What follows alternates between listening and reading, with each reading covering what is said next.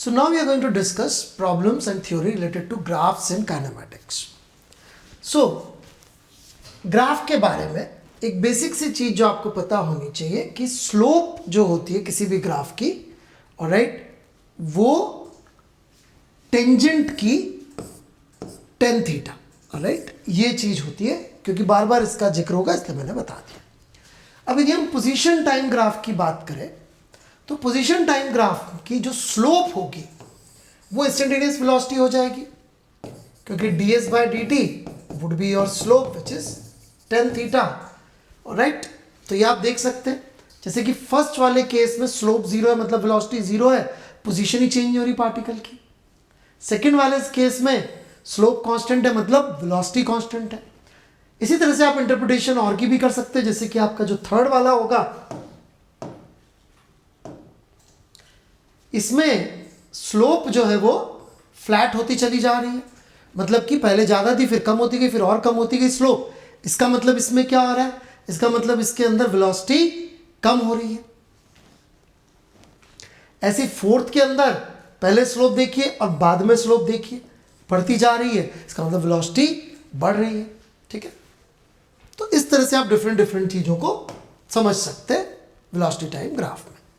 ये देखिए यहाँ पे समझा रखा है जो मैंने बोला, इसमें थीटा जीरो मतलब वेलोसिटी जीरो, थीटा कांस्टेंट मतलब वेलोसिटी कांस्टेंट. फिर यहाँ पे theta is decreasing with time, tan theta is decreasing with time, तो velocity is decreasing with time. Non uniform motion है, ये ऐसा इसमें हो गया. और पांचवी वाली ऐसी थी, तो इसके अंदर क्या हो गया, पांच वाले में xt के अंदर स्लोप जो है आपकी नेगेटिव है, tan थीटा नेगेटिव है तो वेलोसिटी नेगेटिव है लेकिन कांस्टेंट है. तो ये चीज यहाँ समझा रखी है.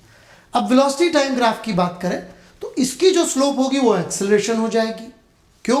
क्योंकि v is equal to a is equal to dv/dt. फिर इसमें भी अलग अलग केसेस बता रखे हैं. इस बार आप चाहें तो ये केसेस एक बार खुद से देख सकते हैं कि देखो इसका मतलब एक्सेलरेशन के बारे में क्या, वेलोसिटी के बारे में क्या, लिख के देखिए. और नीचे जो हमने डिस्क्रिप्शन दे रखा है उससे आप चेक कर लीजिए, इट इज एग्जैक्टली सेम. तो यहाँ पे एक्सेलरेशन की बात कर ली कि क्या रिजल्ट आ रहा है. अब area of VT graph is very interesting. Area of VT graph is integral of V D T which is equal to displacement which is change in position. मतलब कि वीटी ग्राफ का एरिया अंडर द कर्व क्या आएगा, displacement आएगा. And this is something जिसके ऊपर अनेक सवाल बनते हैं. आप देखते होंगे हम थ्योरी बहुत सारी पढ़ते हैं, पर जनरली उस थ्योरी में एक आधी फॉर्मूले या चीज होती है जिसमें बहुत सारे सवाल बनते हैं. तो यहाँ पे वो चीज ये है, इसको मार्क करके रख लीजिए. मैक्सिमम सवाल आपको इस पे मिलेंगे, एक चीज पे और मिलेंगे, मैं बता दूंगा. अब एक्सेलरेशन टाइम ग्राफ आ जाए तो ये आ गया यूनिफॉर्मली इंक्रीजिंग एक्सेलरेशन.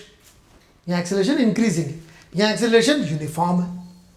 ठीक है, कोई पूछ ले 80 का एरिया अंडर द कर्व क्या होगा, यहाँ नोट्स में नहीं दे रखा है, लेकिन आप थोड़ा सा दिमाग में जोड़ना समझ में आ जाएगा कि भाई integral A D T is change in velocity. Integral A D T is change in velocity. तो एरिया अंडर 80 कर्व क्या होगा, वेलोसिटी में चेंज. ये भी आप याद रख सकते हैं. ठीक है, which is basically v minus u, final velocity minus initial velocity. चलिए, so here we have a question, let's try this. Options आपके सामने, ये ग्राफ बना हुआ है, ये सॉलिड क्या कर लाइन जा रही है. So try this question.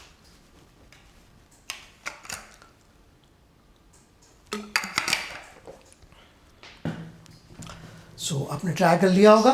Here we go. Particle starts from origin at t is equal to 0. t is equal to 0 पे एक पार्टिकल चलना शुरू हुआ, moves along positive x axis, x के अलोंग चल रहा है. The graph of velocity with respect to time is shown in the figure. Right, velocity time के साथ कैसे वेरी कर रही है ये इस फिगर में दिखा रखा है. तो what is the position of the particle at t is equal to 5 second. Question ये है. ओके, 5 सेकेंड पे पार्टिकल की पोजीशन क्या होगी, ध्यान दीजिएगा.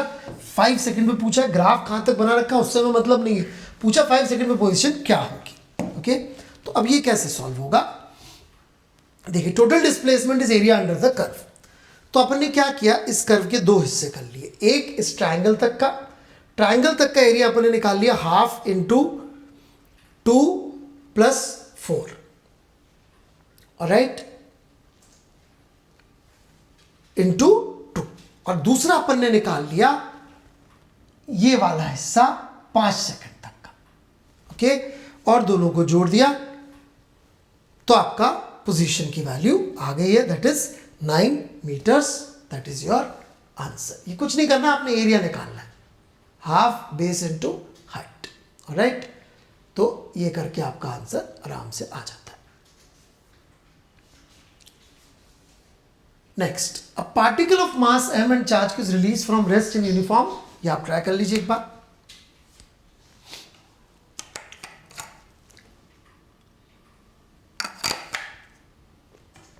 नाउ रेस्ट से छोड़ा यूनिफॉर्म इलेक्ट्रिक फील्ड में, if there is no other force on the particle, the dependence of speed v on the distance. अब ये ग्राफ अपन ने कवर नहीं किया कि अपन ने किया vt ग्राफ, ये है vx ग्राफ, ऑलराइट। और यूनिफॉर्म इलेक्ट्रिक फील्ड है, चार्ज क्यू पे यूनिफॉर्म इलेक्ट्रिक फील्ड कैसा फोर्स लगाएगी, यूनिफॉर्म फोर्स लगाएगी, हेंस एक्सेलरेशन कैसा होगा, यूनिफॉर्म होगा। दैट इज वेरी इंपॉर्टेंट कि uniform electric field charge Q पे जो फोर्स लगाएगी वो ये होगा, इसको मास से डिवाइड करेंगे तो जो एक्सेलरेशन आएगा वो यूनिफॉर्म आएगा, इसको ध्यान में रखिएगा। Now let's look at the solution. तो यूनिफॉर्म एक्सेलरेशन आ गया, यूनिफॉर्म एक्सेलरेशन आ गया तो केस हो गया v square equal to d square plus 2as। इस केस के अंदर u भी 0 दे रखा है, तो v square is equal to 2qe/m into x करके रिजल्ट आ गया आपका। तो v का x के साथ फंक्शन ये रहा सामने, सो ये क्या बन गया, ऊपर की तरफ मुंह वाला पैराबोला, सॉरी ये sideways parabola, positive x के लोग v as a function of x है तो पॉजिटिव x की तरफ वाला पैराबोला, क्योंकि ये y और ये x, so y square is equal to x की फॉर्म है। Next question, try this.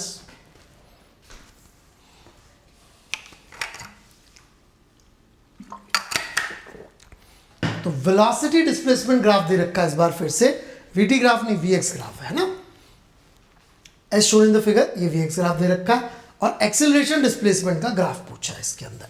तो आपको याद होगा मैंने एक इक्वेशन बताई थी कैलकुलस वाली, बड़ी इंपॉर्टेंट थी, a is equal to v dv by dx। तो वही चीज यहाँ पे फिर से आ रही है। देखिए सबसे पहली लाइन तो ये समझिए, ये कैसे लिखा, मैक्सिमम बच्चे तो यही गच्चा खा जाते हैं कि लिख ही नहीं पाते।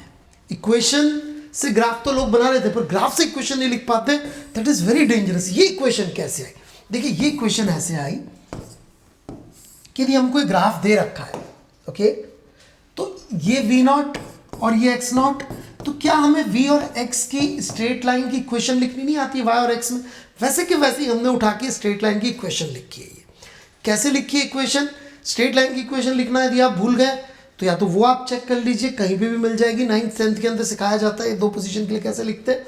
नहीं तो सीधे सीधे दिख रहा है कि जो tan थीटा नेगेटिव है, alright, y is equal to mx plus c की फॉर्म है, तो ये हो गया आपका m which is v naught by x naught negative में, क्योंकि इधर से आप देखेंगे तो 90 डिग्री से बड़ा है, तो ये m की वैल्यू, ये y आपका v, ये x, और c कब होएगा, x को 0 पुट कर दिया तो वेलोसिटी की वैल्यू कितनी आ रही है, v not. So this is your function of v। ये क्यों जरूरी है, क्योंकि हम लिखेंगे a को v dv बाय dx, तो ये v का फॉर्मूला रखा और इसको x से डिफरेंशिएट करके यहाँ पे पुट कर दिया।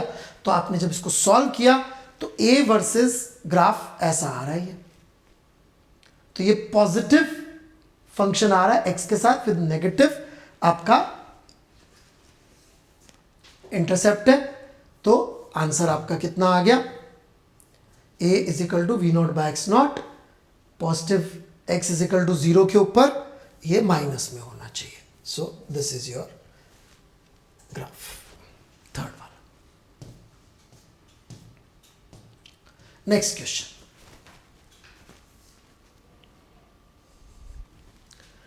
Velocity time graph of a body moving in straight line is shown in the figure.